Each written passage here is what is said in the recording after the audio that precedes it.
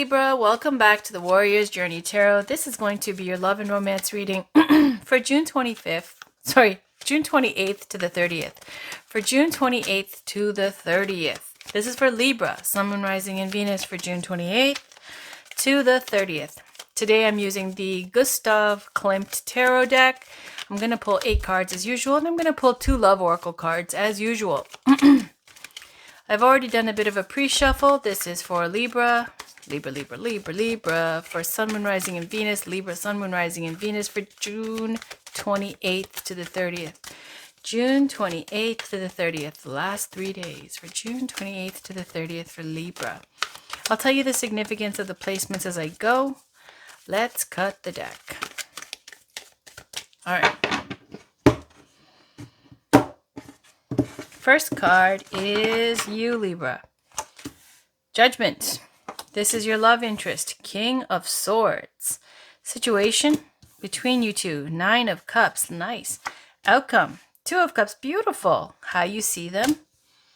Hanged Man. How they see you. The Hierophant. Your challenge or obstacle. 5 of Swords. Their challenge or obstacle is the High Priestess. On the bottom, 5 of Wands. Okay, so it looks like there is some kind of underlying issue with the 5 of Wands. There's conflict. And here, in this picture, it's showing this kind of insecurity. 5 of Wands can be about self-doubt, lack of confidence. And it can also, if it's not an internal conflict, an external conflict where it's fighting with others, competing in love, feeling like you want to create this atmosphere of competition for your affection and they do the same thing. And it becomes a toxic, petty fight. So it could be conflict or competition, okay? Or a lack of confidence. Now, underneath this, I'm just taking a peek. 4 of Pentacles. This card, she's got a very greedy face here, but it's 4 of Pentacles is when you've built a certain amount of coins up or life stability and then not being able to trust others, being wary, a little bit greedy or miserliness energy to this as well. In love and romance, it could be where it translates to being in a relationship and still keeping your options open. So let's see. This is your energy. It's a Judgment card. Major Arcana. It's showing this realization, an aha moment, an epiphany, something that has really clicked for you, that makes sense, and you've come to some kind of understanding that makes life clearer, or your love life clearer, or some new decision or event in your life, that like this moment where things make sense and you have clarity and focus and you really understand and you've come to some kind of realization about something important or major in your life. Also, it could be just like the angel Gabriel raises the dead. The Judgment card can be about somebody you thought was long gone from your past coming back into your life. Now, the person you're dealing with is the King of Swords. Can be an air sign, Gemini, Libra, Aquarius. Doesn't have to be. And it can be somebody who is working in politics, let's say, or IT, a teacher, in finance. Somebody who's very good with their speech as well as professional kind of demeanor. They are articulate. They're very sharp and focused and fair, logical, professional type of person. In love and romance, it could be, somebody who's a divorcee, single parent, a widow, as I said, Gemini, Libra, Aquarius, okay? And the situation between you two is 9 of Cups. This is wish fulfillment.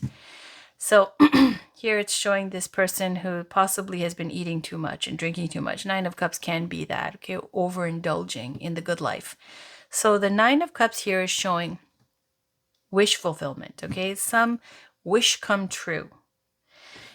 The outcome is 2 of Cups. This is beautiful. I love it. It means 2 people coming together with their cups full, wanting to share love.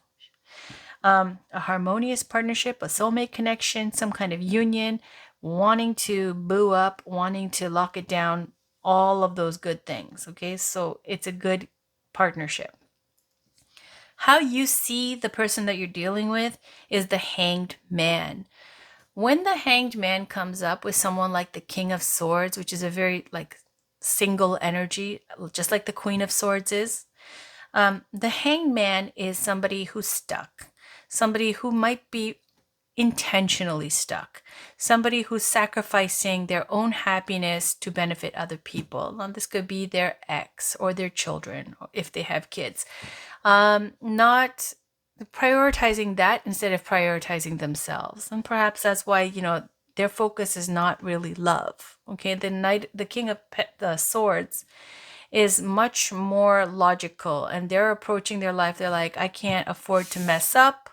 I'm not going to make any more mistakes. I have to, every decision has to be logical and thought out, and I have to be on my toes all the time and not screw up, type of thing. So they're in, like, they've got their sword mode on.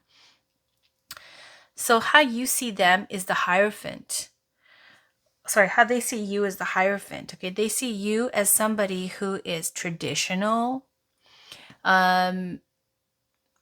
belongs to these major institutions. It could be your culture, your religion, these values that are long-standing, something that you're very traditional in that way, that you want to be married, and then have kids. Like, you're somebody who has faith, spiritual.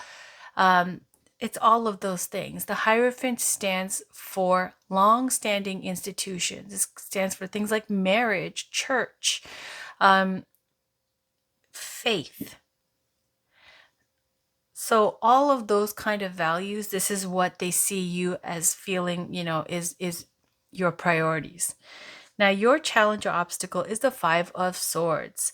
The Five of Swords is showing that if something bad was done, some abuse of power, something scandalous, something shameful, something that you're not proud of,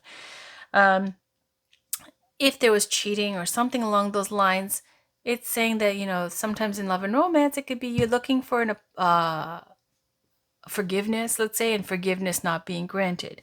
The challenge or obstacle here is like holding all the cards, sometimes power tripping, bullying, winning at the expense of others, trying to get yours, and you might step on a few people along the way to get it. So let's see how this plays out with the oracle cards. Their challenge or obstacle is the High Priestess. It could be a Virgo, or it could be somebody who is, in the spiritual kind of realm of what they do, very intuitive or psychic as a person. Now, if it's not, and this is a challenge for them, it's like, they're not listening to their own inner guidance. They're not listening to their intuition. They're not following what they feel in their heart, or, in their stomach. Okay, the inner voice is right. They are letting their mind rule over their heart. So that could be an obstacle for them, okay, to listen to their intuition. Also, it can be about secrets, because the High Priestess is the keeper of all the secrets. She sees everything beyond the veil. So it could be about them keeping a secret, okay, some secret. So both of you are hiding something, okay, like there is something going on with both of this. So let's pull some love oracle cards to get some clarity. Five of Wands here is showing this lack of confidence, and in love and romance, trying to, show each other how desirable the other is, that you are to the other person.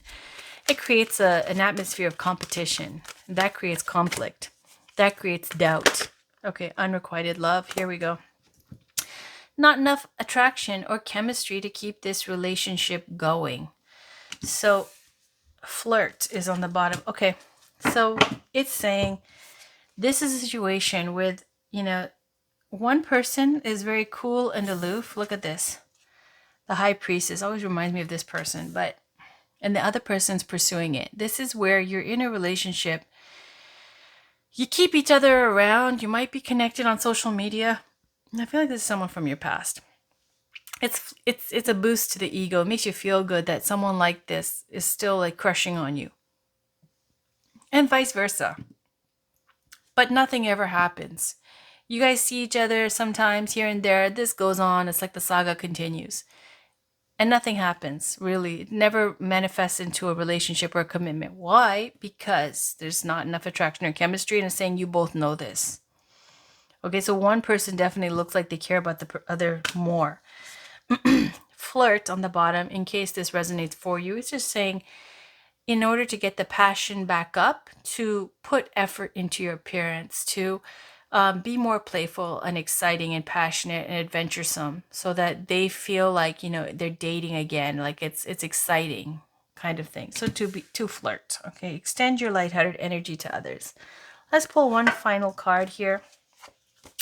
This is the Amira's Love Oracle cards. Can we get a card, please, for Libra? One last message for Libra, Sun, Moon, Rising, and Venus for June 28th to the 30th. Can we get one last card for Libra, Sun, Moon, Rising, and Venus for June 28th to the 30th? Can we get one last card for Libra, Sun, Moon, Rising, and Venus for June 28th to the 30th, please? Can we get last card? Final messages for Libra. Sun, Moon, Rising, and Venus for June 28th to the 30th.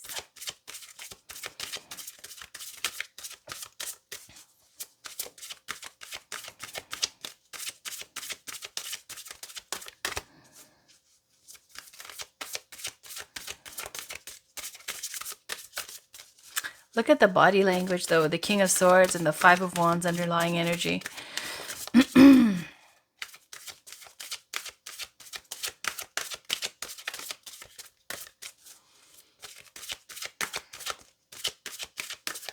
One is being kind of like sitting there coolly judging, and the other one looks all insecure.